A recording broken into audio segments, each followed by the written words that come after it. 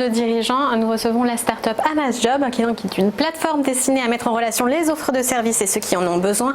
Alexandre François, bonjour. Vous êtes le fondateur et le CEO de AmasJob. Alors, quelle est votre ambition au travers de cette plateforme? Alors, avec AmasJob, on a pour ambition de devenir un des leaders de l'ubérisation des talents individuels. Et dans ubérisation, on enlève tout le côté négatif du terme.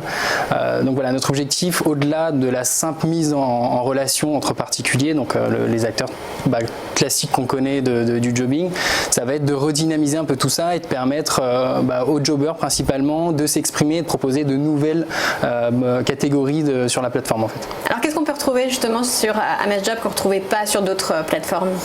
Là on a des catégories plus atypiques, donc en lien avec tout ce qui est bien-être, mode et beauté, cuisine, on a des catégories de personal shopper par exemple, DIY aussi, tout ce qui est création en do it yourself.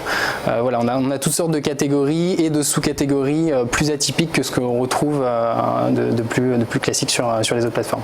Donc, les jobbers, ce sont donc ceux qui offrent leur travail. Voilà. Est-ce que comment ils se vendent? Ils doivent créer leur annonce. Comment ils mettent ça en place? Alors normalement, on part sur un modèle assez classique de se référencer sous un certain nombre de catégories, puis ensuite on attend que la demande tombe. Donc ça c'est le côté plus classique de ce qu'on retrouve habituellement. Nous on a changé un peu la donne pour permettre aux gens justement de proposer des choses plus atypiques. Ça a été de leur laisser le choix de créer leurs propres annonces. Donc ça c'est une première chose qu'on a faite, puis on s'est rendu compte rapidement que les gens n'avaient pas suffisamment d'inspiration et n'arrivaient pas à créer un contenu à forte valeur ajoutée. C'était pas assez différenciant. C'était pas assez différenciant et pas assez quali surtout.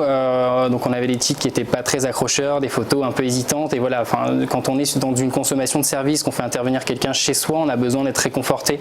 Donc il faut que l'annonce soit impeccable et c'est pour ça qu'on s'est rendu compte nous, que nos utilisateurs n'avaient pas aussi envie de le créer, n'avaient pas les idées et c'est pour ça qu'on a créé toutes sortes de templates, on appelle ça des templates d'annonces. Donc en gros c'est des modèles que nos utilisateurs peuvent repartager de façon très simple sur la plateforme en cliquant dessus tout simplement.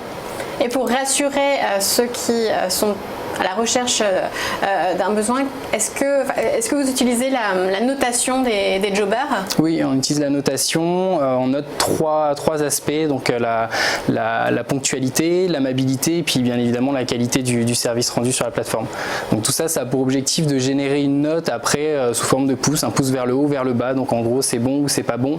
On a changé de système de notation, on n'a pas de système d'étoiles par exemple comme on a l'habitude de voir. Mais c'est une vraie demande des utilisateurs d'avoir ce système de notation? C'est pas une demande des utilisateurs, mais c'est plutôt pour permettre aussi à des utilisateurs peut-être moins attentifs sur la ponctualité par exemple, de ne pas se faire discréditer à cause de ça sur la plateforme. On a peut-être, je vous donne un cas très concret, une personne âgée qui veut faire intervenir un jobber pour lui donner des cours en informatique. Peut-être que si le jobber n'est pas très ponctuel, ça la dérange moins que quelqu'un qui sera pressé, qui a un quotidien peut-être plus effréné en fait. Donc voilà, je pense qu'on n'est pas sensible en termes de notation pour éviter que certains jobbers soient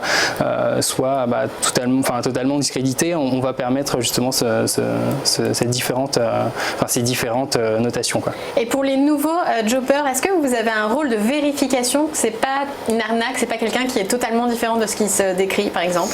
Alors pour ce qui est du contrôle, nous on contrôle l'identité. Il y a peu de plateformes qui le font aujourd'hui parce que c'est pas obligatoire. Maintenant voilà, on tient quand même à contrôler l'identité. Pour ce qui est des compétences, il y a tellement de choses de proposer qu'en fait on ne peut pas savoir si la personne est capable de le faire ou non. Par contre, on va être très réactif sur les jobs effectués, on va demander si tout s'est bien passé et puis on va intervenir forcément si jamais il y a eu un quelconque souci pour lui faire intervenir un nouveau jobber. Et quels sont les jobs les plus répandus et ceux les plus atypiques? Les plus répandus, donc ça va être tout ce qui est service à la personne, hein. On a de la garde d'enfants, des cours particuliers, garde d'animaux, et puis tout ce qui est en lien avec le ménage, repassage, enfin voilà. Pour ce qui est plus atypique, là on commence à découvrir aussi un peu nos utilisateurs parce qu'on ne leur permettait pas de le faire avant. Et là maintenant on se retrouve avec de la customisation de vélo, un arbre à chat géant, voilà, comme on le voit à l'image. On a customisé aussi une chambre pour enfants en mode vaisseau spatial. Enfin voilà, on se retrouve avec des vraies passions en gros sur la plateforme, proposées sur la plateforme. Oui, et c'est adapté aux personnes qui ne sauraient pas forcément vers qui se tourner et qui, au hasard des recherches sur Internet, tombent sur AmazJob. Alors j'imagine que pour se démarquer, il faut aussi beaucoup d'investissement dans le référencement. Il faut apparaître dans les premières places sur Google. Comment est-ce que vous y prenez? Alors ça, c'est assez compliqué. C'est vrai que c'est un sujet qui est vaste et coûteux surtout. Donc on cherche à lever des fonds, enfin on commence en tout cas à lever des fonds en amorçage, mais c'est vrai que voilà, ça demande beaucoup de ressources. Après, ce qui est compliqué quand on a fait le choix d'être généraliste, c'est justement de se référencer sur tous ces mots-clés. Et c'est pour ça que dans la communication, dans le marketing, on a fait aussi le choix de prendre du recul et d'aller chercher des gens sur une quête de sens plutôt, se faire plaisir, casser la routine, prendre le temps au quotidien. Donc voilà, on va essayer de se référencer, de se différencier via ces requêtes-là, via ces tendances de fond, plutôt que d'aller chercher vraiment du mot-clé, du moins tant qu'on n'en est pas financièrement capable. Et pourquoi rester généraliste et ne pas faire que de la garde d'enfants ou que des arts par exemple? Justement pour apporter toute cette diversité de choix sur la plateforme, on se rend compte qu'il y a une vraie richesse qu'on n'exploite pas. Et puis les particuliers, jobbers principalement, n'ont pas tous envie d'aller faire le ménage chez les gens ou donner des cours particuliers. Je pense qu'on a vraiment d'autres ressources, on a d'autres richesses à proposer et c'est vraiment ce qu'on a envie d'aller chercher. Quel est le modèle économique de AmazJob? Parce que par exemple des plateformes comme le Bon Coin, on sait que ça peut, en général c'est gratuit. Est-ce qu'il y a des options comme ça qui sont payantes? Alors il n'y a pas d'option payante aujourd'hui. On est dans un premier axe de développement. L'objectif c'est de fédérer un maximum d'utilisateurs sur la plateforme, d'aller chercher une notoriété. Donc on est 100% gratuit aujourd'hui. Et puis après on va se rémunérer donc sur deux axes principaux. Le premier ce sera des partenariats mis en place avec des marques et en lien avec les différentes catégories qu'on a sur la plateforme. Donc pour chaque catégorie, on peut identifier des partenaires et après ça se fera. Magasin de bricolage pour. Voilà, ça peut être un exemple. Et puis ça se fera après sur différents points. On peut avoir de la communication, on peut avoir de la vente de produits, adapté forcément à l'utilisateur. Encore une fois, on a aussi dans l'idée de ne pas véhiculer toutes sortes de pubs qui n'intéressent pas nos utilisateurs. On capte cette donnée-là et on peut justement en faire une force pour permettre aux marques de toucher réellement la cible dont ils ont besoin. Et là, les partenariats, c'est quelque chose que vous êtes en ce moment en train d'essayer de développer? Alors on a des premiers partenariats locaux en vue à développer. Maintenant c'est vrai qu'il faut qu'on aille chercher un peu plus de notoriété pour aller chercher des marques plus intéressantes, plus importantes. Et enfin une dernière question, comment vous avez créé AmazJob? Qu'est-ce qui vous a donné l'idée de fonder cette plateforme?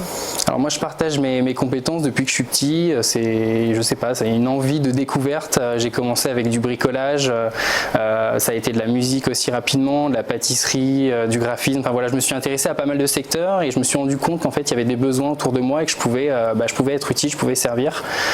Et je me suis aussi rendu compte, ça c'est ce qui s'est passé quand j'étais étudiant, après avoir retapé un peu mon appartement, je me suis fait plaisir en me créant un mini studio de musique avec une porte dérobée et c'est vrai qu'à chaque fois ça suscitait la curiosité de mes amis et ils me demandaient voilà, tu as dû payer super cher pour avoir ça, qui t'a trouvé pour faire ça, enfin voilà, je me rendais compte qu'en fait il y avait un problème entre la perception et l'accessibilité de certaines choses.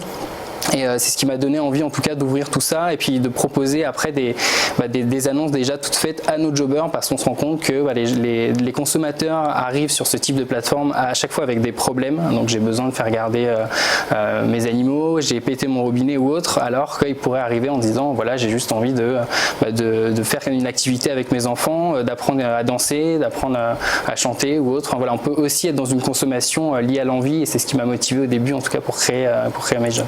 Et partager la bonne volonté et l'ingéniosité de vos membres. Merci beaucoup Alexandre François, merci.